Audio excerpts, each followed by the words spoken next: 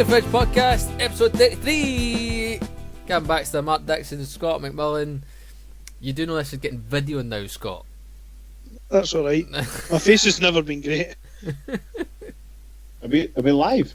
We're not live, but we will be on YouTube. Don't say fuck up, bugger. Beer Fridge Podcast on YouTube. All podcasts are now going to be available on YouTube. As always, Facebook, Instagram, Twitter, wherever. Search Beer Fridge Podcast, like, share, much appreciated. Thank you very much. Do you know why that is? What? Do you know why that is? Why that? Because you, Gavin Baxter, are a tube. So you're on YouTube. That's it. Shite jokes for days. Terrible. Fucking. You got another? That's a dad joke. You got another shite jokes? No, you didn't get it because you're English. Too buzz. Wowza. Well, more shite jokes to come for you. As always, we're going to talk about beer. We're going to get back into the talking about foosball, etc. Quite a lot to cram in, but we'll get started with beers. We are on right this very second. I am, as always, on my usual pish water. I've only managed. I've got a couple of cans of Foster's, I'm afraid. I'm on the what do you call it? The Williamsboro Craft Lager. God almighty, couldn't even get that out. So I've just finished Goose Island Midway IPA, and now I'm having a Vagabond Brewdog. Vagabond. Gluten-free. Vagabond. Right, with Christmas round the corner, festive season, all that gibberish, as the season is definitely going to be the excuse used every single day. Want to take a look at the best Christmas deals for your beer enthusiasts, whether it be online or through your supermarkets. So I'll have a quick look, supermarket wise, obviously with the craft beer and beer festivals on the rise in popularity. We're going to take a look at the best deals. So Asda, I know you can get 12 cans of the Brewdog Punk IPA for 13 quiddly diddlies, which is half decent. Not bad. Tesco's 15, I think, so that's probably about the cheapest I've seen it. Aye. Tesco's as well have a good deal where you can do a kind of mixed match to go 4 for £6. There's a range of ones you can pick from, Brewdog stuff, Brooklyn Lager, etc. That must be just down south though. It might be. I think it is. I was quite shocked when I was down your neck of the woods at the different, obviously. Much cheapness. Yeah.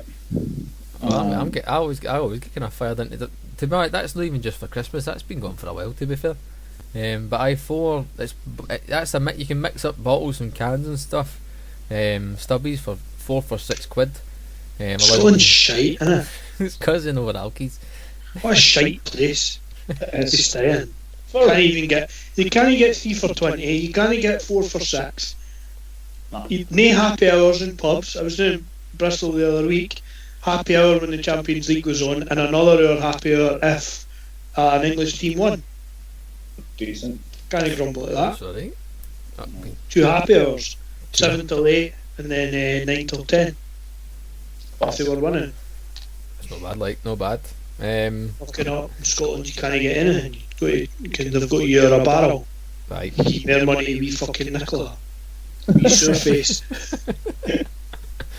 Also Tesco wise, they've got the Brewdog Lost Lager cases. You get 12 stubbies for a tenner.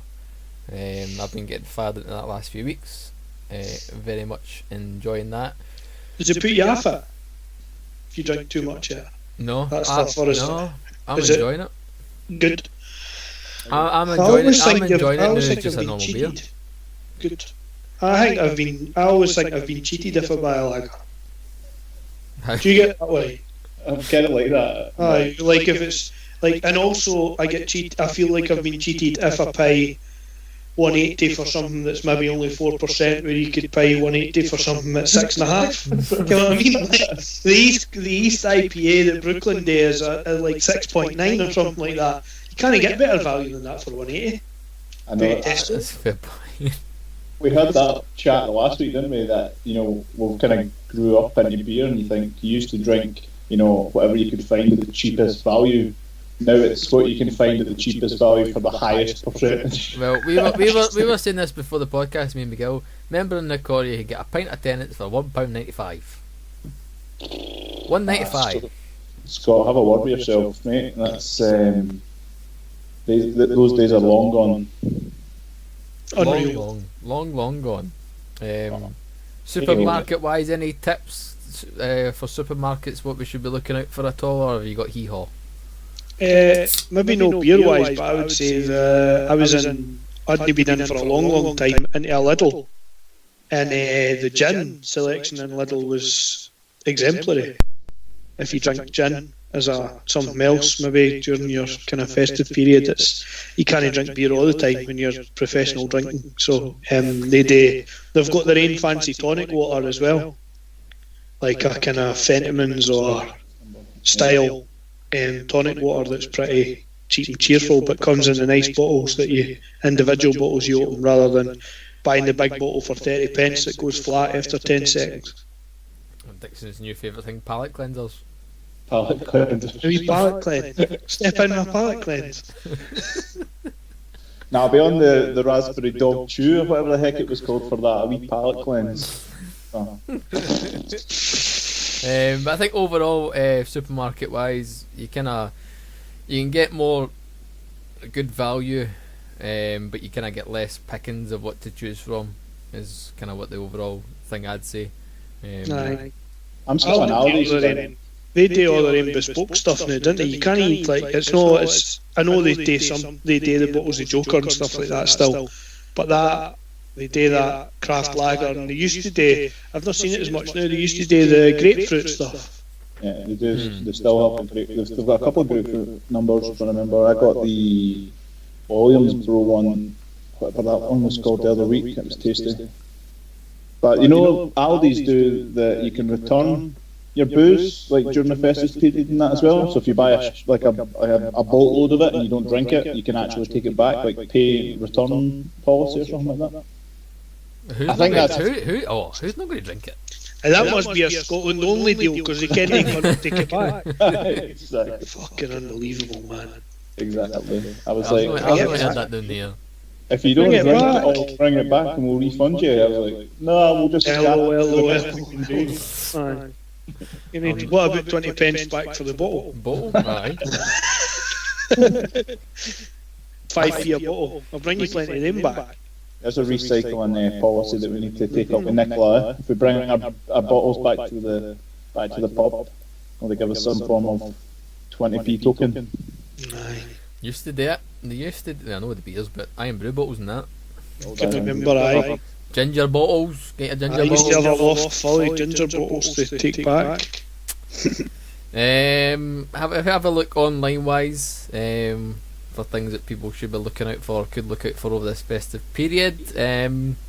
One thing for myself, head over to the honestbrew.co.uk, offer a great gift for beer lovers for the festive period, but obviously at a price. Unfortunately, you can get a 6 beer mix case for £19.90.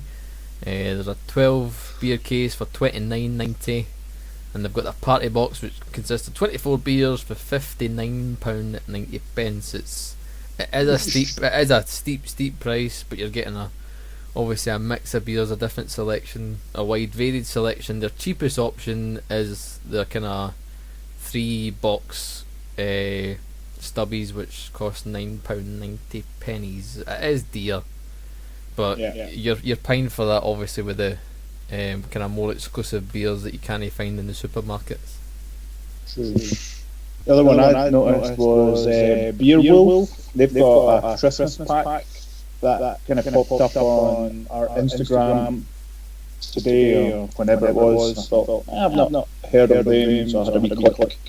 They were doing like 12 or 28 quid or something like that, and they were all, and I had a quick look through them, they're all pretty strong sort of percentage wise beers, and they're all a variety of stuff, some tinnies, a couple of stouts, pilsners, you name it. I thought since we're on the pack ideas that was something worth mentioning? No.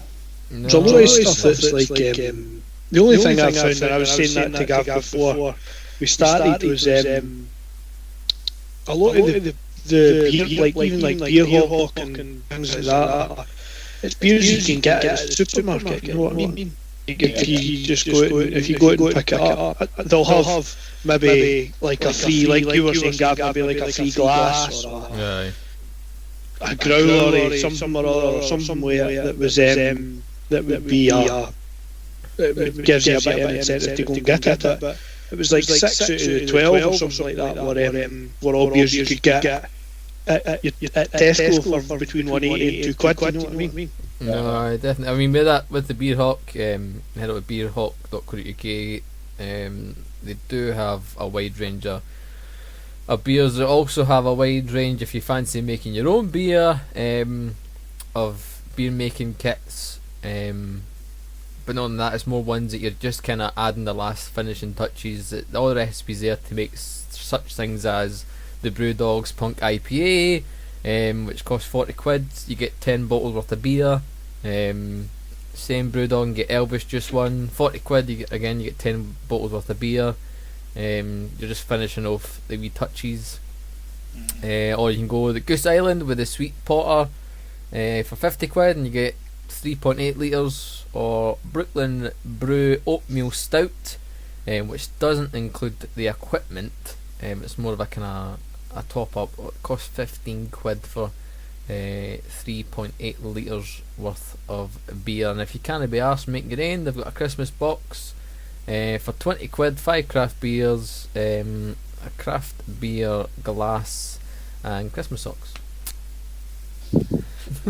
Just a pair of socks to drink your beer out when you're smashing your glass tomorrow. Which, to be fair, if maybe not even for yourself, you know somebody who likes craft beer, or who's getting themselves started in craft beer, £20 for 5 beers and a glass and a sock. To be honest, that's Christmas sorted, isn't it? And that's £20, and folk think you've spent a bit more, and I've just lost a slipper. There we go. That's it.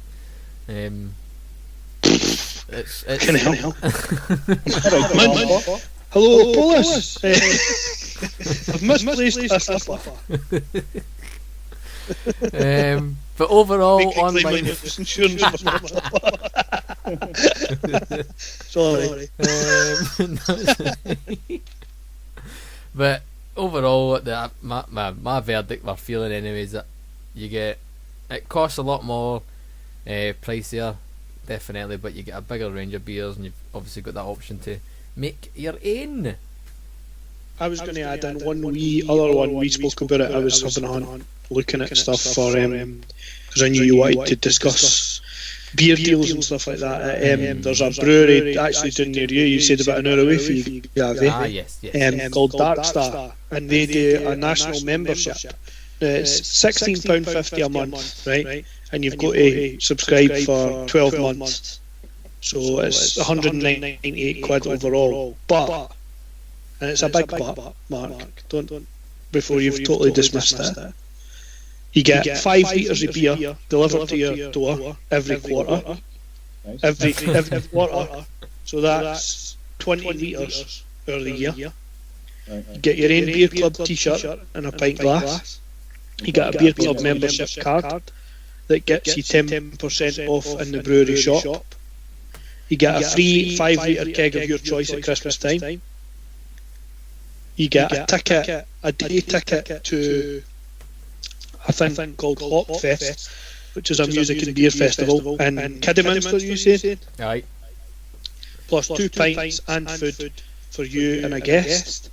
And you get access for you and a guest to the members only club 3 times through the year. That includes 2 pints each, a buffet and a tour of the brewery for £200. So that's 25 litres of beer plus all the other wee extras that they put in, because you're getting your free 5 litre keg at Christmas plus your 5 litres every quarter. That's not so bad.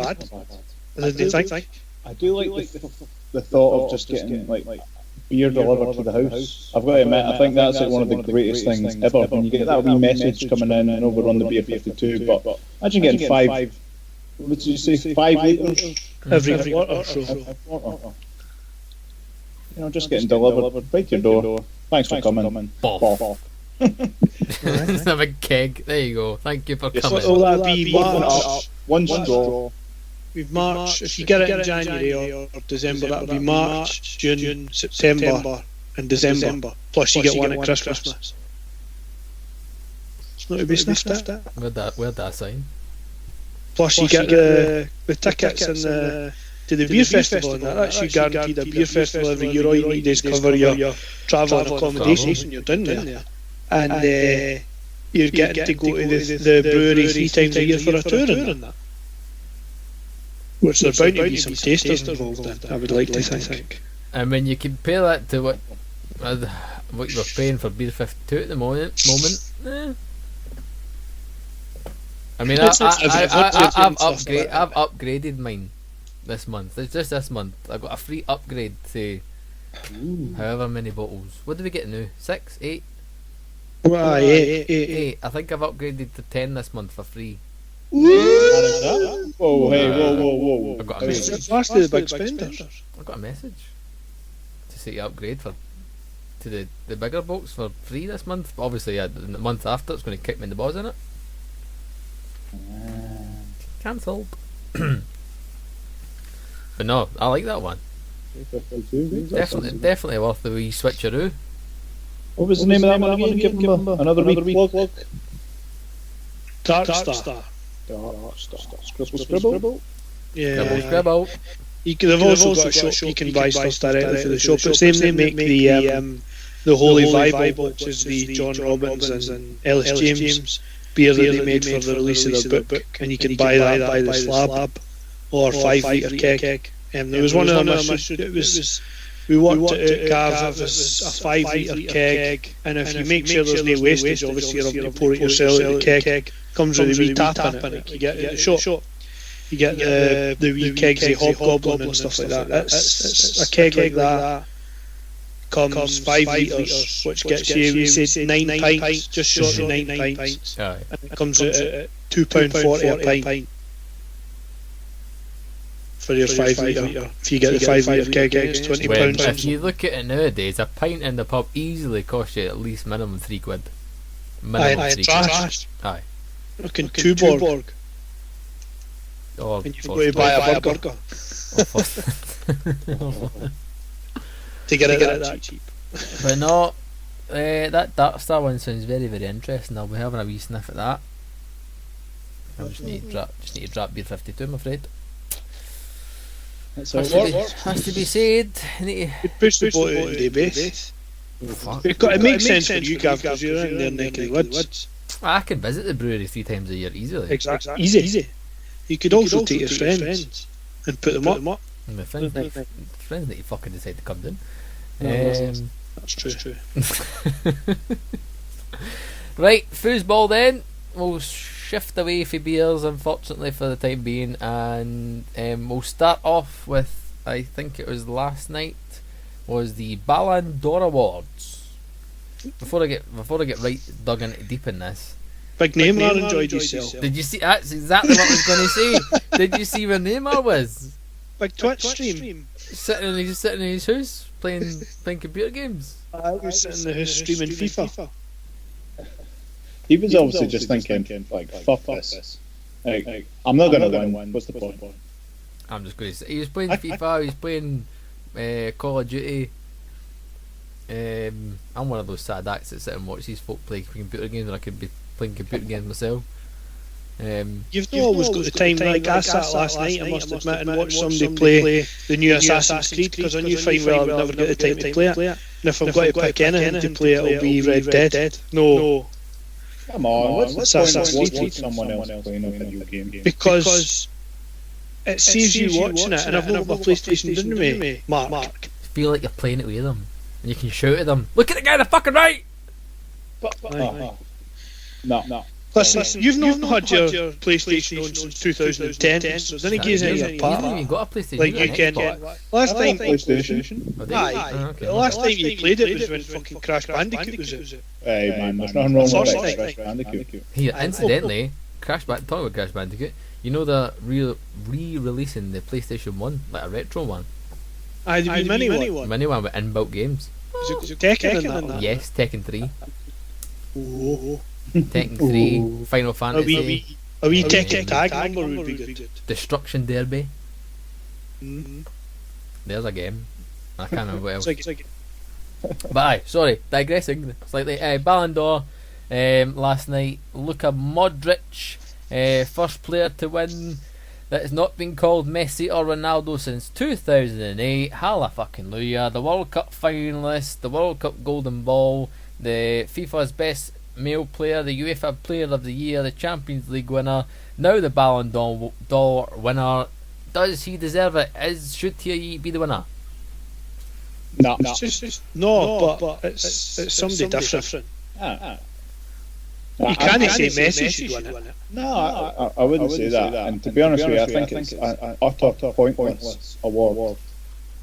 To be honest, how do you judge? Like you've got these guys, they don't play in the same league.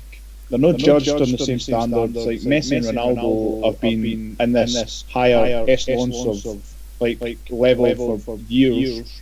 And if the thing for me is like if you're starting a team, are you going to pick Luka Modric as your first pick ever? Like we're going to need to make this team. I'm going to have Modric. I guarantee you Modric wouldn't even be in the first. Like if we all picked a team each, we'd be lucky if Modric made the 33. I would say he's going to be. Do you take him? It depends on if you're trying to build a balanced team or not. But well, he can obviously pick a pass. Fair enough. He used to play for Tottenham, so he's getting. You can't. It's not like you can pick. It's not as if the. Like Xavi's not there anymore, is he? So no, but who else do you pick in centre? Who are you going to pick to play centre midfield for either now? You've no Lampard, you've no Gerrard, you've no Xavi, you've no Iniesta. Who's the best central midfielder that does what he does? Well, so he's like an attacking, as I'm saying, like box to box, picks a pass. Still a threat. Tony Kroos, isn't he? You may be right. Think about it, but there isn't many his type of player left. It's all proper attacking midfielders that are too wee that play directly off a big striker. You know, it's all. You're either Hazard or Kante, then, you know, as in a defensive midfielder, or you go forward attacking midfielder. It's like we play off a striker. So you've got Mbappe, you've got. Neymar, you've got even and Messi's probably the last of these. Messi and Ronaldo are probably the last of that you would put up front themselves. All the other strikers that you've got are folk like can big that Giroud and folk like that, just big wooden heads. They just let the ball hit off them. You know what I mean? The last and even like. There's no anybody like an Ibrahimovic or anything like that. No, not at the level we're talking about anyway. I know he's still pretending he can play, but there isn't anybody like that anymore that's a big striker like an Henry or that. What about De Bruyne? He'd be a good shout, but again, is he box to box? But do you think though, however, if De Bruyne got close to the World Cup final and was maybe like second in the Golden Ball vote in the World Cup, and maybe won one of the Player of the Years, whether it be the UEFA or the FIFA one, is he then? Would he then been a pick for it? Even like the likes of Mbappe as well. He was there last night at the awards. If he's got half of those credentials that he had, that Modric has had this year, are they guys in the discussion then? Maybe, but I think where and it's probably the the other example we've spoken before with basketball and things like that, where we've said, look at this guy's stats and look at what he's done for this team. If you take him out of the team, then it does. The team would perform so much worse. But again, Kobe Bryant won it, or whoever's won it, we are really good, or Michael, whether it be Michael Jordan, Kobe Bryant, whoever it is. If they've got a good team of the year, you're thinking, why is they giving it to him as regular season MVP? Whereas if you take him out of the team, it doesn't really matter, because they've got the Golden State Warriors, have got another 4 players that are world beaters the same as he is, or whereas if you take I don't know, like back in the day, like a Tracy McGrady out of the Rockets team or out of the Magic team that he played in, they'd be hopeless, worse than what they were already in the season.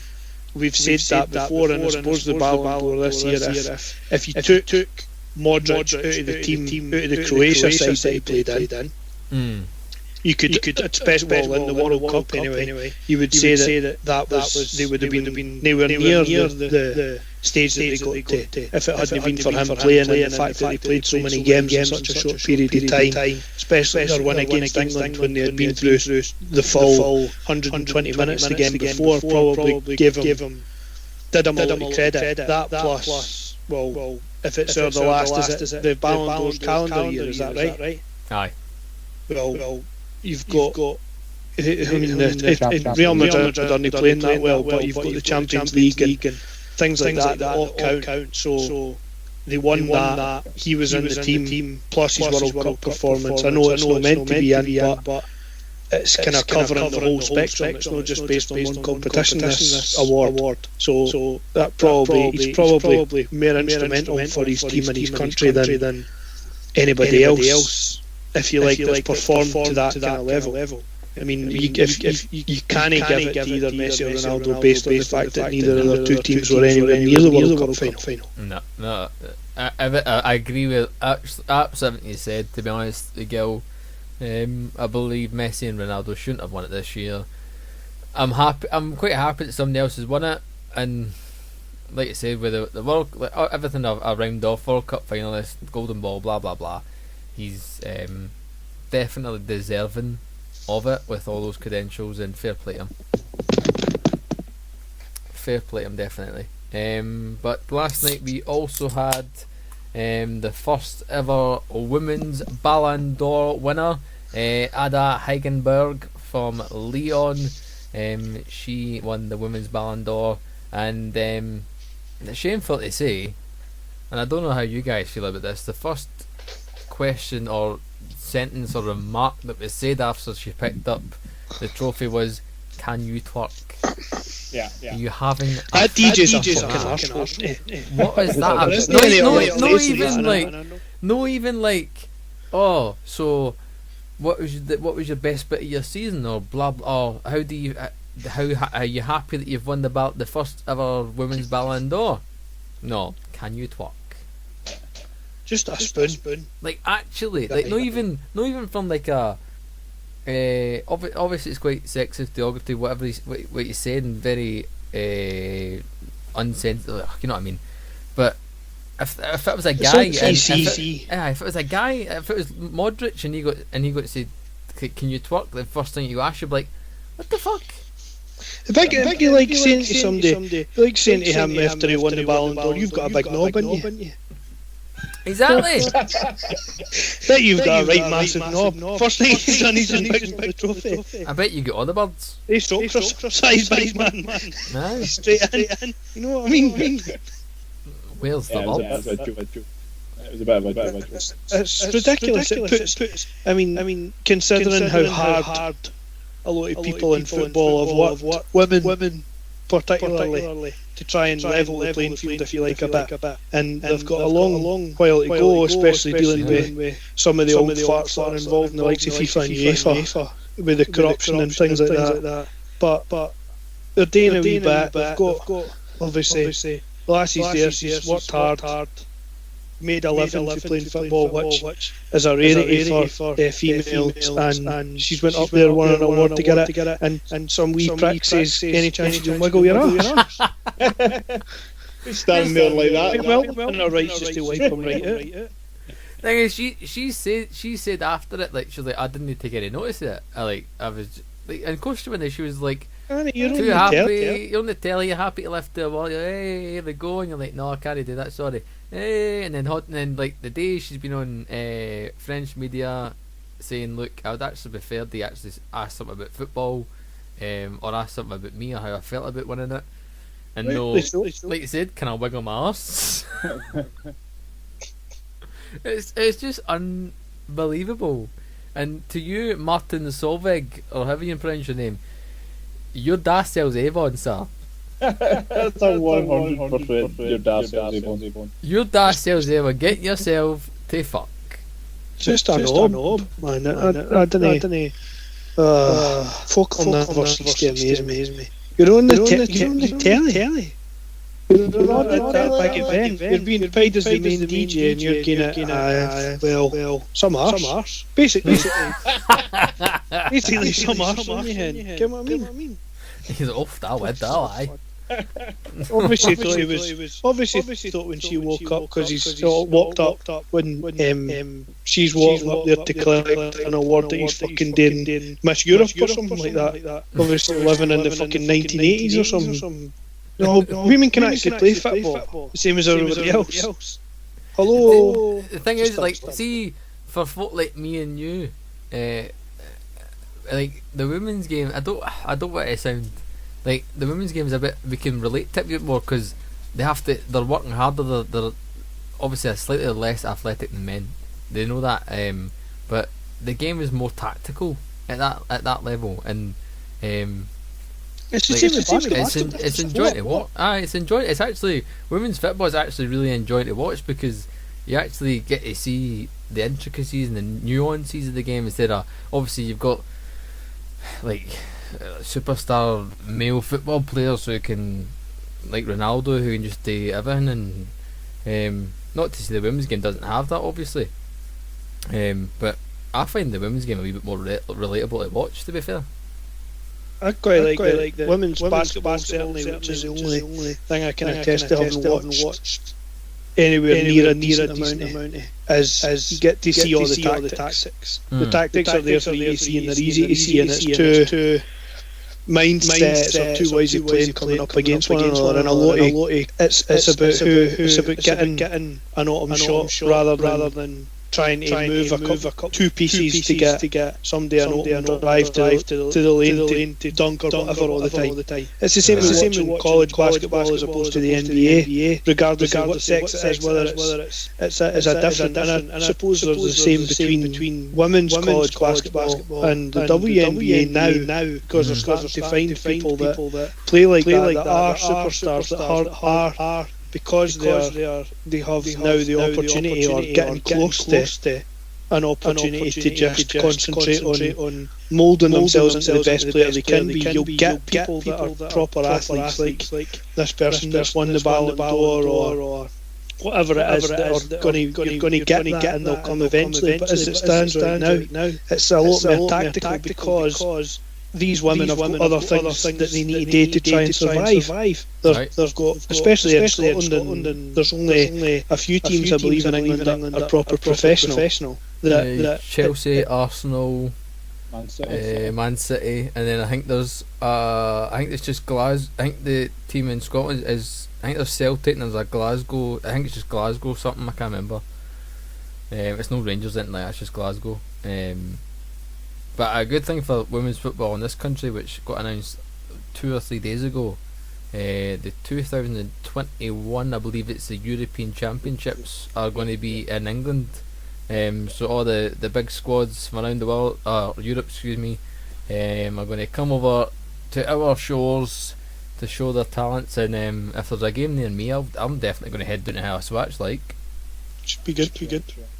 Thing like when there's tournaments in like the home country, you know that way the Olympics were here, when the commies were here, like, everybody, even if you're not that big a fan of like football, for example, you're still going to attract like loads of people just to come and watch. There's going to get loads of girls and guys for that matter involved in football at all different levels. So it can only be a good thing for the UK and especially England. But you know, it's not hard for us to get down the Welsh to come over, or whatever the Irish to come over. So it'd be good. It's good news that we're gonna get the Euros held. Definitely. Right, so we shall take a wee swatch at some results at the weekend. We'll have a wee gander what happened in the Premier League. Start off, first one I've got on my list is the Southampton Man United game, which finished 2-2. Man United come back from a 2-0 deficit to grab a draw. Man U stay 7th on 22 points. Southampton move above Burnley into 18th on 9 points. And Mark Hughes is fired. Booyah. The closest to relevance I've ever been all season, and he gets it. I know. Right. Can I just say, this bugged my happiness big time, because I got Man U at evens before the game, and I'm thinking, and I've been on this podcast repeatedly slating Southampton, and I was like, Man U are crap, Southampton are wash. And we're at the airport on the way back up on Saturday, and put the bet on the plane. I thought, I could see, ping, Southampton 1-0. Fuck. Ping, Southampton 2-0. Fuck. So I thought, may as well double down on my bet. So I stuck fiver on 3-2 Man U, and stuck a fiver on Man U to win. Again, like double my bet up. And before we got delayed because we're on SqueezeJet, so of course we're sat on the runway for a good half hour. And Man U equalised. And I'm thinking to myself, I'm going to land in Edinburgh, and I'm going to be up three decent sized coupons. And we landed, phone went back on, two each, and Man U decided to shit the bed and decided not to score again. So they just went, Mourinho just went, nah, nobody put any more goals in. Big Hobbs has got a coupon on, just didn't bother. I could honestly see him saying that, to be honest with you, because he's an absolute prick. Yeah, it's been reported Southampton, obviously Mark Hughes got kicked out after that game. It's looking like Ralph Hasenhüttl, I've probably pronounced that completely wrong, Leipzig manager, or was Leipzig manager, is going to be replacing Mark Hughes at Southampton. Did he get sacked or not? From Leipzig, I'm not sure. Is he not the manager? What's his CV like? Other than Leipzig? Nothing. Genuinely do not know. I've only just looked it up right this second, and I'm hoping, What's looking at Marcus Hobbs, Raphael Hasenhüttl. Hüttl. Who is Rav Hasenhüttl? So he's pretty much getting the job, but it's just waiting to be confirmed. It's been reported all day on Sky Sports. Looking at you, Dixon, you, I'm assuming, have a report on Mr. Hasenhüttl. I've got it. He left RB Leipzig at the end of last season after a second place finish in the Bundesliga. So pretty good going. So he just left. He didn't get sacked. He just left. No, he left. Yeah. It's a bit of a weird one, but I know these sort of like foreign managers that are coming over, like Southampton, the Everton job when it came up. Like I know Watford in the past. I've done that. Recruited foreign managers. Boys are leaving. It's probably a good opportunity. Have you told it's on YouTube, by the way? So it's a good opportunity to get into the limelight in the Premiership. I just this is a tough gig, to be honest. And fair play to him. He obviously believes in his ability to get Southampton out of the dogfight. Because it's like Fulham are doing it as well. And I've said I think Ranieri's going to do a good job and keep them up. Yeah. So two definite tough jobs there for both of them, but fair play to the boy. Good luck to him. As long he obviously had aspirations to obviously manage in the Premier League, and I think sometimes it's a case of, as much as it might be a shit job, just take the first one that comes up available. Yeah. Thing is, if he keeps them up, then he kind of shows his worth. If he doesn't keep them up, then he'll get another job in the Bundesliga. Not even that. If he doesn't keep them up, it won't do him any harm, because everyone knows Southampton are already shite. So he could still potentially get a job somewhere else, whether it be a mid-low league table team anyway. So I don't think it does him any harm. I think it's a win-win for him, to be fair. I don't think his stock can go down any. No, maybe a little bit. It depends on how much money he gets to spend. If he gets to spend Kehoe, then it's not his team. If they put a lot of money behind him and he makes a roar, then there's maybe cause to say you're toiling a wee bit. But I don't know. I don't know how much money they'll give him. I don't think he'll get much, but I don't see, like you said, Miguel, I don't think I'd see his stock dropping, to be fair. I think it's a win-win for the boy. Leicester City against Watford finished 2-0 to Leicester. 2 second half goals from Vardy and Maddison give Leicester all 3 points. Leicester move up to 8th on 21 points. Watford, without a win in their last 4 games, moves them down to 10th.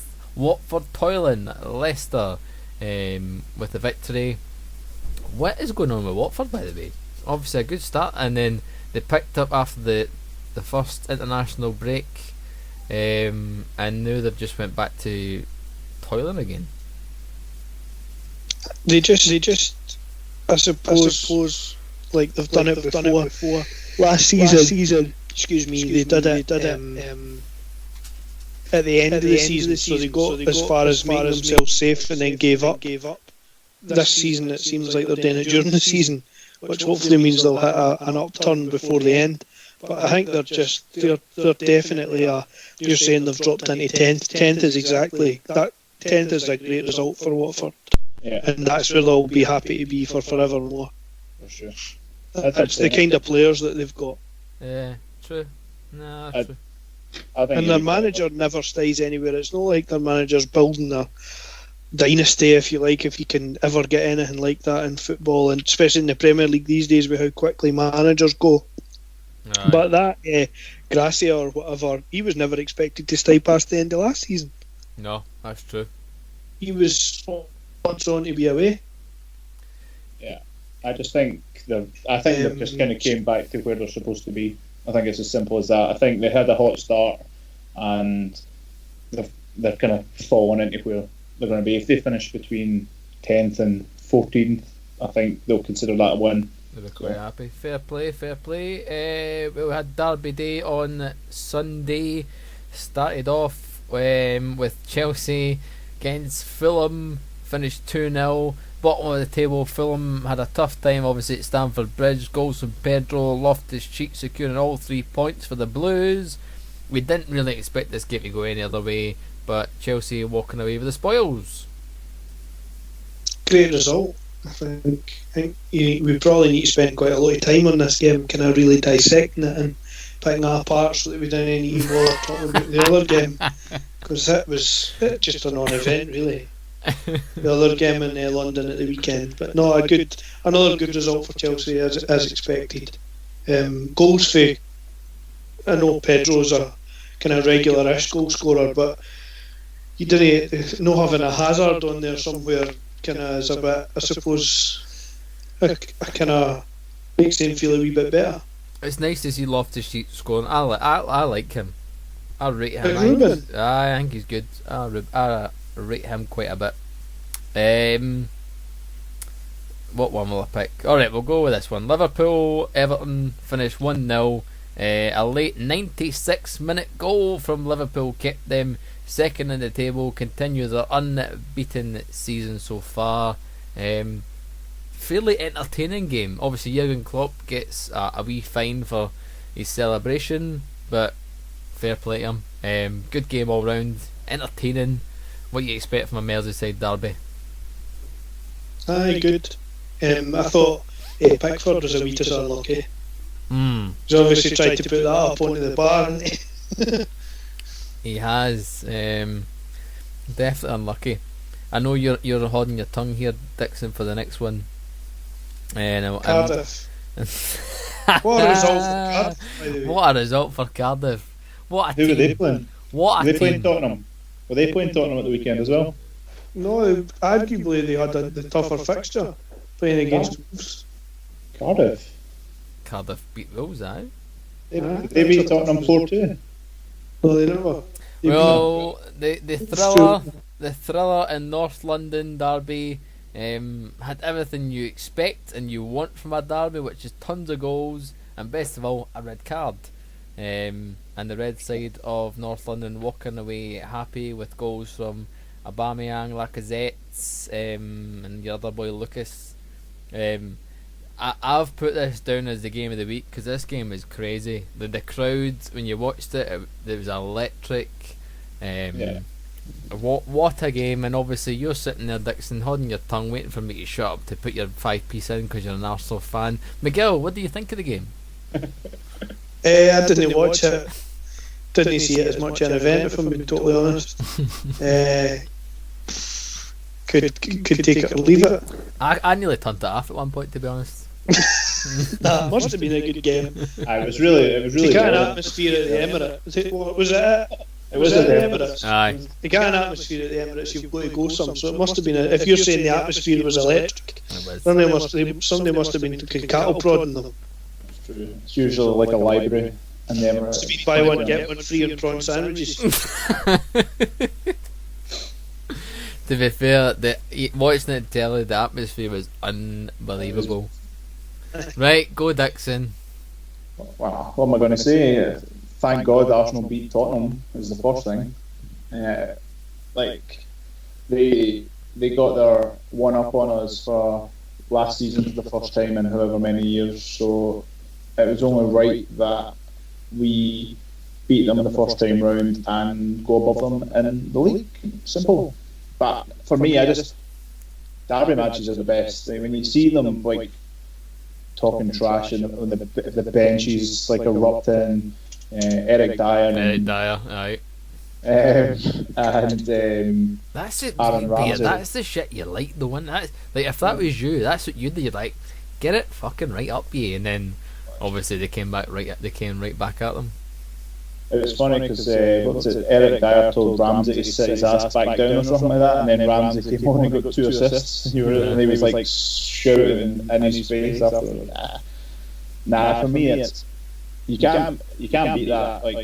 Especially when your team wins the derby, and they're 1-0 up, they go down 2-1, and Arsenal have got a thing about once they go down they sort of give up a little bit. Or they have in the past, but there was none of that, and the boys just got stuck in. To be honest, it was quality. So it was a good result. Aubameyang finally showed his quality, his prowess, that he can take over a game and be the man. Finally, instead of doing what he's been doing, just kind of chipping a goal here and there, which is fair enough. But he's better quality where he can literally take over a game if he wants to. If he actually took it by the scruff of the neck, so fair play to him.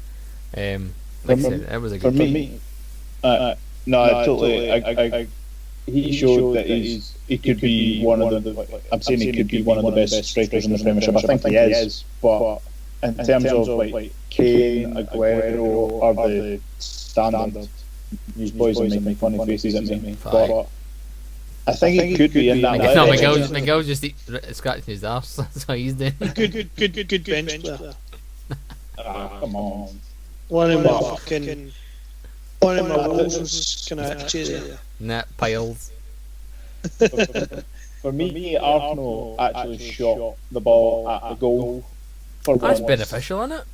It really is. And when they do that, they score 4 goals. It's quite funny how that works out. He was me thinking that if you kick the ball out, you actually scored. So you're not worrying about Big Wenger coming back in or anything like that, and you don't want him back. You're quite happy with him. I don't know if I'm happy with it, but yeah. I wanted Wenger out to begin with, so anybody. Arsenal Fan TV. Wenger out. But I think you've got to admit Arsenal at least look competitive this season, and they haven't in the past So I still think they're the tier down from Man City, Liverpool, Cardiff. For sure. They just need to get a bit more, like, I think they could on their game go up there. We've seen it, or up to the kind of teams and give them a game. I think it's just consistency, but the fact that they seem to, like you're saying, they're actually shooting regardless of the distance whenever they see the opportunity, rather than pass the ball into the back of the net every time, tells you that it's a different style of play, and obviously the players must enjoy it, or players must like it. You just hope he doesn't lose too much in maybe a January or something like that, maybe try to make some money off like an Aaron Ramsey or something like that and try and ship him out, which I think you'd be losing a lot if you're depending on what it's going to take to make him happy, you know what I mean? Like if he's after game time, then you might toil a bit because you've got young players there that you want to play, and it's I don't know whether he's definitely buying into how Emery's going to play, but if I don't think you get much better for the kind of money if he's happy to buy into what's happening. I don't think what he'll be looking for will be ridiculous. No, sure. And I don't think you would get much better for the money you'd be spending on him based on midfielders currently that are available. For me, it's a bit of a surprise because he had a Wobie playing and he took him off at half time. But I know Wobie, he's a little bit more attacking in terms of like wing play than Ramsey. Ramsey wants to play in the middle of the park. But Ramsey for me is a much better player than a Wobie is. Again, it's tactics and all that kind of stuff. But you know, so I think there is game time for him. It's just how much whether it's enough. Whether he's happy coming up on the bench. Did you see the just before you move off this? Did you see the guy that had the Alexis Sanchez top? Boy, we couldn't afford to go and buy the new strap, so he just got a bit of masking tape and covered the S and wrote Iwobi, so it's Alex Iwobi, number 17 on the back. Yeah, I've seen that. Just his masking tape. Nice. That's brilliant. It was good. Right then, if we have a swatch fantasy wise, and overall, your top point scorer overall for fantasy is Raheem Sterling, who's on 95 points, still owned by only, I think it's like 14% of teams, which is probably right considering he's not playing the night, dick.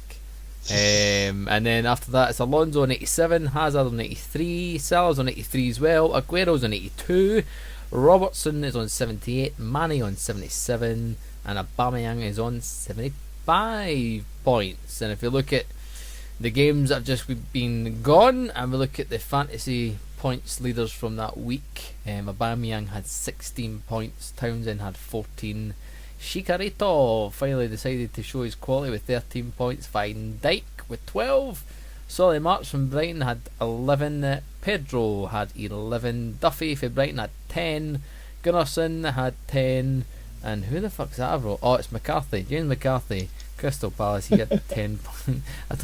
I don't know why I've read it, it's so weird. He had 10 points as well. Is there anybody so far fantasy wise that's surprising you? Scott McMillan, you're flying ahead. You're like 200 points ahead of me, who's sitting at the bottom. I'm finally finding some form. I found some form. Hallelujah. I was saying that to myself as well. I was like, we've actually between me and you, we've actually condensed the league a little bit to make it look semi-fun. Because I might actually move from 7th to 6th. Might be only a 3 points, but I'm thinking, here we go, I'm climbing up the table slightly. So...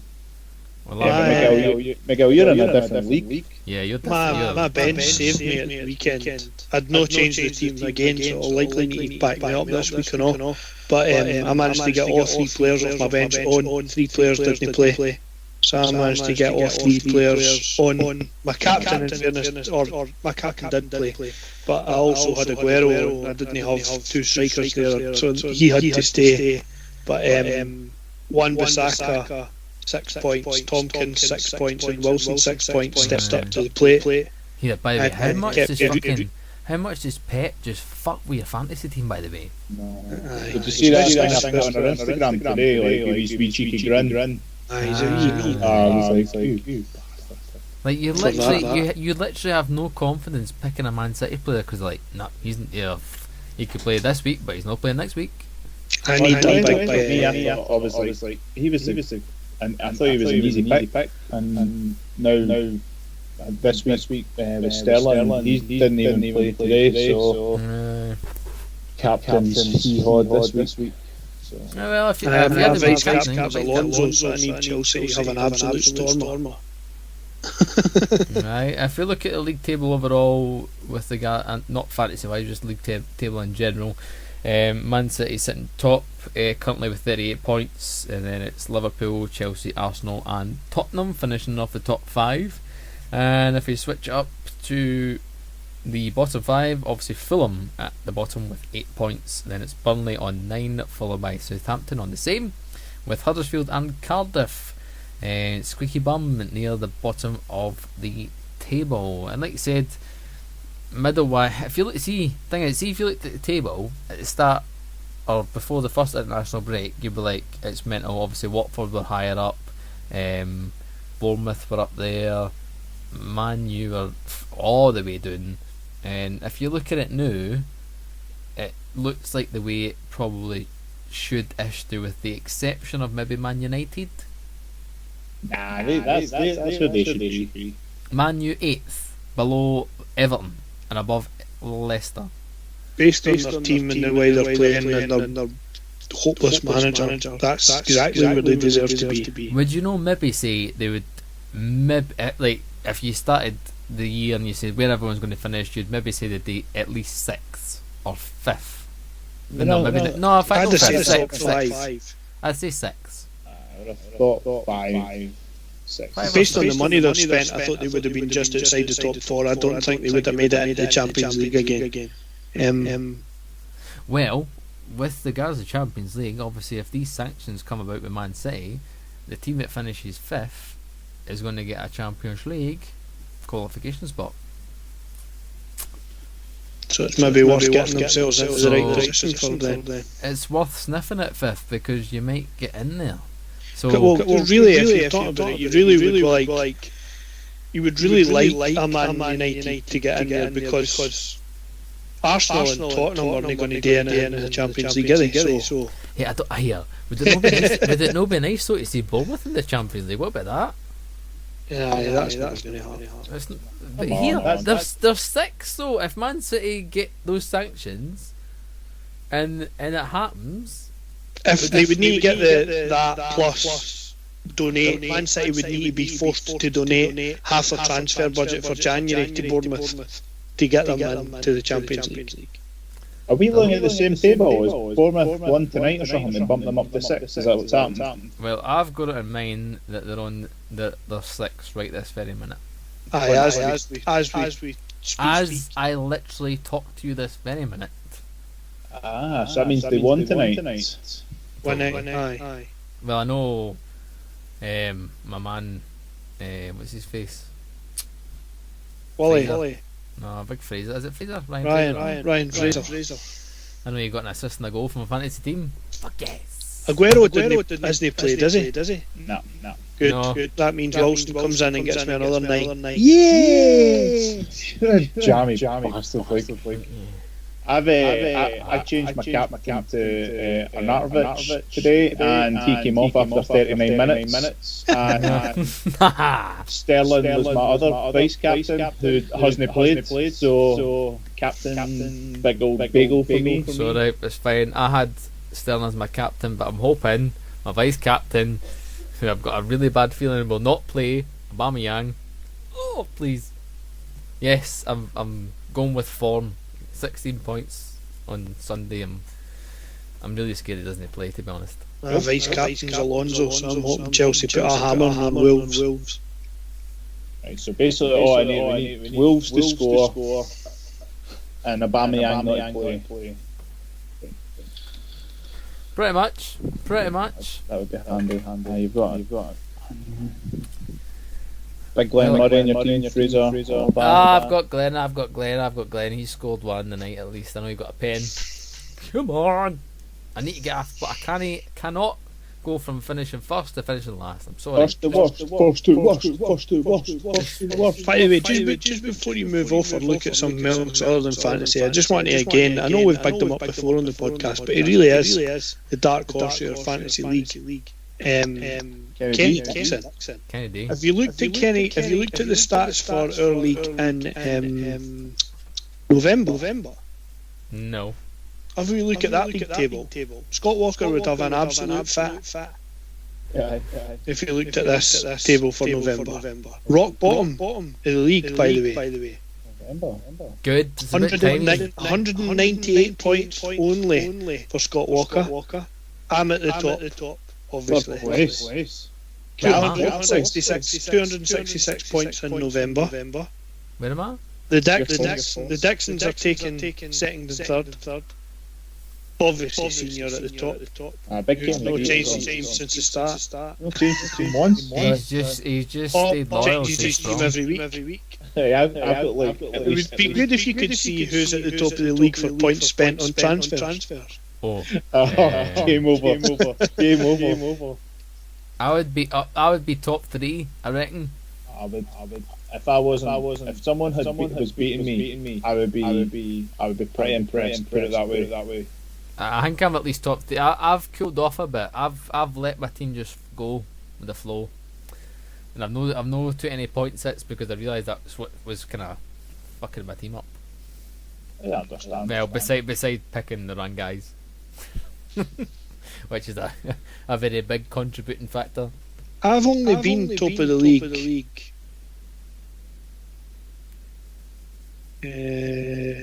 Twice. In a month, like for the months. August and November. But you didn't have to be tapped every single month. If you're staying consistently like the third or fourth on it and something around that kind of a region, you're going to be very consistent and very, you know what I mean, sitting the tap somewhere thereabouts. Decent. If there is anybody Continue. If there's anybody listening that knows where you can find how many points you've spent, let us know, because I'd be really intrigued to see, because I think I'm definitely winning the league, and if that's the only league I win this year. At least you win something, my friend. At least you win something. Transfer costs. There we go. Week history. What's that about? If you go into your my team part on, I'm doing it on the line, and then you can see on the line. On the line. Ready for the hood. And you go to view game week history. All right. Okay. And then you can see all your things, and there's the TC one, which is transfer costs. Hey, where are you then? I'm going to need a calculator to add this up. Fuck. I've got 3 weeks where I have more than 12 points. I've cost myself 4, 8, 16, 32, 34, 44. Jeez, man. That's where you're going wrong, my friend. It's 56, 64. I've got about just shy of 70 points. I think I've lost. Are you having a giraffe? I've spent 32. That's just absolute 70 points. Yeah, it's doing me.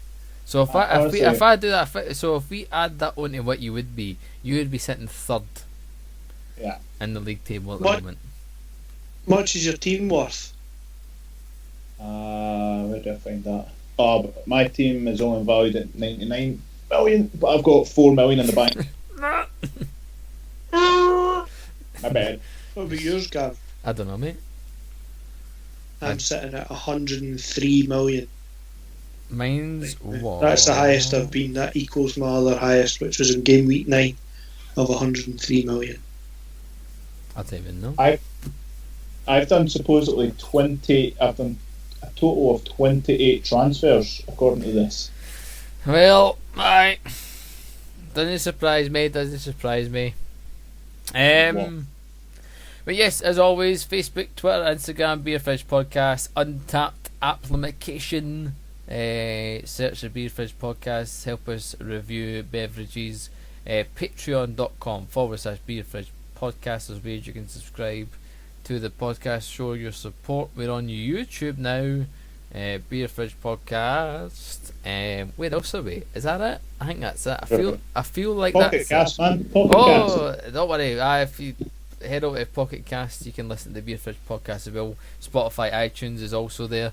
And if you want to make your own podcast, anchor.fm/start.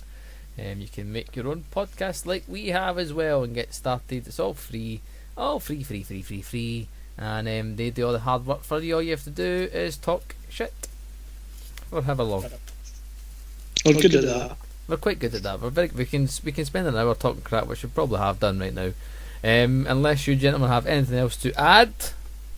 No, not from me. We will see you next time, the Beer Fridge Podcast. Thank you for listening. Cheery bye. 5 stars, thumbs up, all the garbage. Like, subscribe, much appreciated. Until then, cheery bye. Cheery bye.